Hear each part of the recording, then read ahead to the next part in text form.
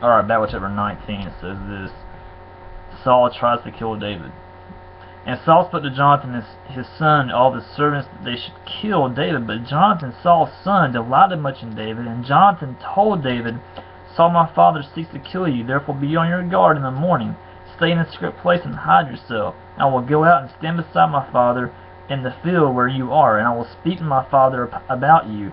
And if I learn anything, I will tell you. And Jonathan spoke well of David to Saul his father, and said to him, Let not the king sin against the servant David, because he has not sinned against you, and because his deeds have brought good to you. For he took his life in his hand, and he struck down the Philistine, and the Lord worked a great salvation for all Israel. You saw it and rejoiced. Why then will you sin against innocent blood by killing David without cause? And Saul listened to the voice of Jonathan, and Saul swore, As the Lord lives, he shall not be put to death. And Jonathan called David, and Jonathan reported him all these things. And Jonathan brought David to Saul, and he was in his presence as before. And there was a war again. David went out and fought with the Philistines, and struck them with a great blow, so that they fled before him. Then a harmful spirit, or a demonic spirit, from the Lord came upon Saul as he sat in his house with his spear in his hand.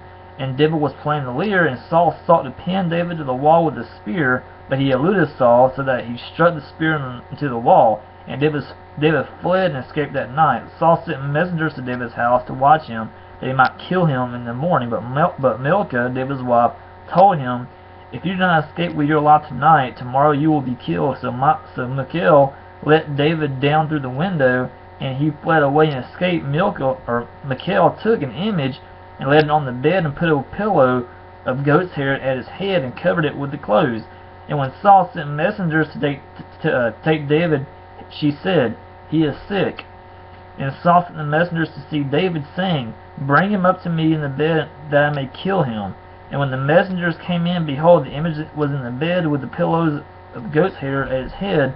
Saul said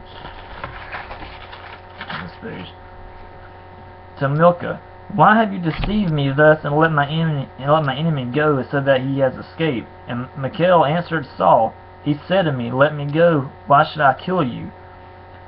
Now David fled and escaped, and he came to Samuel at Ramah, and told him all that Saul had done to him. And he and Samuel went and lived at Noath.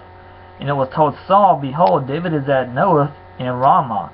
Then Saul sent messengers to take David, and when they saw the company of the prophets prophesying, and Samuel standing as head over them, the Spirit of God, or the Holy Spirit, came upon the messengers of Saul, and they also prophesied. When it was told Saul, he sent other messengers, and they also prophesied. And Saul sent messengers again a third time, and they also prophesied. Then he himself went to Ramah, and came to the great well that is in Tekoa, and he asked, Where are Samuel and David? And one said, Behold, they are at Naioth and Ramah. And he went there to Naioth and Ramah. Of course, Ramah is over in the West Bank today. And the Spirit of God, the Holy Spirit, came upon him also. And as he went, he prophesied until he came to Naioth and Ramah. And he too stripped off his clothes, and he too prophesied before Samuel, and lay naked all that day and all that night. Thus it is said, Is Saul also among the prophets? So that's chapter 19. They have a map here. It says, David flees from Saul. David's growing reputation among the people as a warrior and leader incited Saul's jealousy, and Saul began trying to kill David. David fled from Saul in Gibeah, and went to Samuel at Naioth and Ramah. But soon Saul sought him there, and David fled back to Jonathan in Gibeah, after Jonathan warned David of Saul's determination to kill him. David fled to Amalek the priest at Nob, where he collected food and Goliath's sword. David briefly sought refuge in the Philistine city of Gath, and then he set up his headquarters at the cave of Adullam, where the ranks of his army swelled to 400 men in order to protect his parents from harm. David left them in the care of the king of Moab at Mizpah, which is in Jordan today, and went to live in the stronghold. After some time, David went to the forest in Hereth, and then left to rescue nearby Keilah from some Philistine raiding partiers. When David heard that Saul was coming to Keilah, he and his growing army of 600 men relocated to the wilderness of Ziph, After the men of Ziph betrayed David to Saul, David and his men went to live in the wilderness of Maon, and narrowly escaped capture there by Saul. Fleeing the strongholds of En-Gedi, David again invaded, captured by Saul, and refused an opportunity to take Saul's life. David returned to the stronghold and then to the wilderness of Paran. While he was there, David was again betrayed to Saul by the men of Ziph and refused another opportunity to take Saul's life. Finally, David and his men sought refuge with Achish, the king of Gath, which is over, of course, in the